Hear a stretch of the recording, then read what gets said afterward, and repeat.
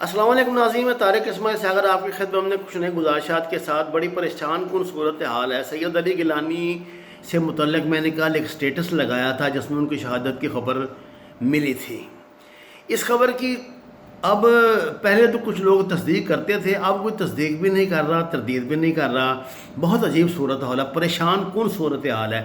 بات یہ ہے کہ گیلانی صاحب کے گھر کو فوج نے گھیرے میں لے رکھا ہے، نہ کسی کو اندر سے باہر آنے کی اجازت ہے، نہ کوئی باہر سے اندر جا سکتا، اور وہ زندگی اور موت کا مار کا لڑ رہے ہیں۔ آپ جانتے ہیں ان کی صحت کس حال میں ہے، انہیں ہسپتال تک جانے کی سہولت نہیں دی جا رہی۔ اب ان کے گھر کے گرد بڑے لوگ جمع ہو رہے ہیں۔ کل رات میں نے بعد از خرابی بسیار جو رابطے قائم ہوئے ان میں مجھے بتایا گیا کہ ایک حکمت عملی کے تحت ابھی کوئی بھی گیلانی صاحب کی شہادت یا ان کے موت کے سانحے کی تصدیق یا تردید نہیں کرے گا۔ بات یہ ہے کہ اگر سید علی گیلانی کی موت کی خبر باہر آ گئی تو آپ کو پتہ ہے کہ مقبوضہ کشمیر کا تو کوئی گھر ایسا نہیں ہے جہاں سے بچے، بوڑھے، عورتیں باہر نہیں نکلیں گے، اور وہ تو وہاں پہ قیامت آ جائے گی۔ وہاں تو فوج نے پہلی کرفیو نافذ کیا ہوگا، وہ تو گاجر مولی کی طرح ان کو کاٹ کر پھینک رہے ہیں۔ اور ایک ضدی بھارت کا جو وزیر اعظم ہے وہ ظاہر ہے یہ کب برداشت کرے گا کہ یہ جو جنازہ ایک بڑے جلوس کی شکل اختیار کرے۔ آج کل تو ویسے بھی اس کو پوری دنیا سے جوتے پڑ رہے ہیں انڈیا کو اس مسئلے پر۔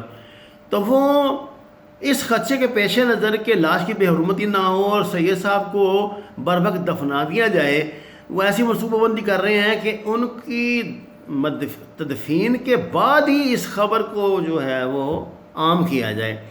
اب اس میں ان کی اپنی پلاننگ ہے، اسٹریٹجی ہے۔ بیچارے آپ کو پتہ ہے کتنے مجبور لوگ ہیں، آپ اندازہ کریں، زندہ بندے کو ہسپتال تک نہیں جانے دیتے، جو مر جائے اس کا جنازہ قبرستان تک نہیں جانے دیتے۔ کہ اتنی خوف زدہ فوج ہے، اتنا خوف زدہ حکومت ہے، خدا کی پناہ، اور یہ دعویٰ کرتے ہیں اپنی بہادریوں کو اور بڑھ کے مارتے ہیں۔ ان کو یہ جانتے ہیں کہ مردہ علی گیلانی زندہ علی گیلانی سے 1000 گنا زیادہ ان کے لیے خطرناک ہوگا، اور انشاءاللہ ہوگا۔ یہ کوئی ایسی بات تو نہیں ہے نا کہ ساری زندگی انہوں نے غلام ہی رہنا ہے۔ آزادی تو ان کو بہرحال انشاءاللہ ملے گی، جتنی شہادتیں وہ دے چکے ہیں، جتنی وہ جدوجہد کر رہے ہیں۔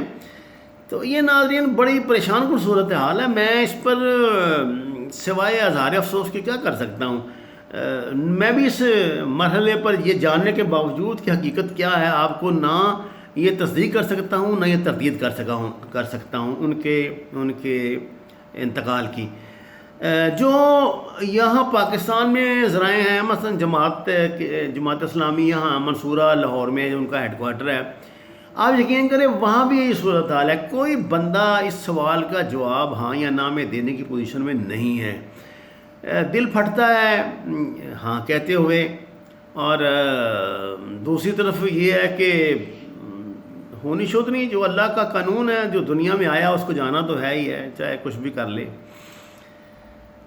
ناظرین ایسی پریشان کن صورت حال ہے، اس سلسلے میں پوری دنیا میں خصوصاً کشمیری برادری میں بہت پریشانی پائی جاتی ہے۔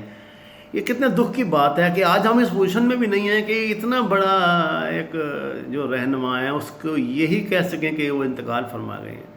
اب پتہ ہے جیسے یہ خبر باہر آئے گی فوج گھیرا ڈال لے گی، کرفیو لگا دیں گے، جنازہ نہیں جانے دیں گے، بے حرمتی ہوگی، سینکڑوں لوگ زخمی ہوں گے، اندھا دھند گولی چلائیں گے، کیونکہ یہ جو جتنے لوگوں کو ان سے عقیدت ہے وہ تو پاگل ہو جائیں گے، وہ تو کسی چیز کی پرواہ کریں گے نہیں۔ کشمیری تو ویسے بھی نہیں کرتے الحمدللہ، جو ان کی جدوجہد کی ایک تاریخ ہے۔ تو میں آپ سے بہت معذرت خواہ ہوں کہ میں نے آپ کے جذبات کو اگر ٹھیس پہنچائی ہو، لیکن میری طرح ظاہر آپ بھی مجبور ہیں۔ کئی دوستوں نے غیر ممالک سے فون کر کے مجھے بتایا، کسی نے اس خبر کی تصدیق کی، کسی نے تردید کی ہے۔ یعنی آپ اندازہ کریں کیا طرفہ تماشا ہے، کتنی ہم بے بس لاچار لوگ ہیں کہ جو زندہ ہیں ان کو ہسپتال تک نہیں جانے دیتے، اور جو گھر میں فوت ہو جائیں ان کا جنازہ نہیں دفنانے دیتے۔ اللہ یہ جو ہمارے حال پر رحم کرے۔ وما علینا الا البلاغ۔ آپ کا بہت شکریہ ناظرین، آپ جس طرح کا رسپانس دیتے ہیں۔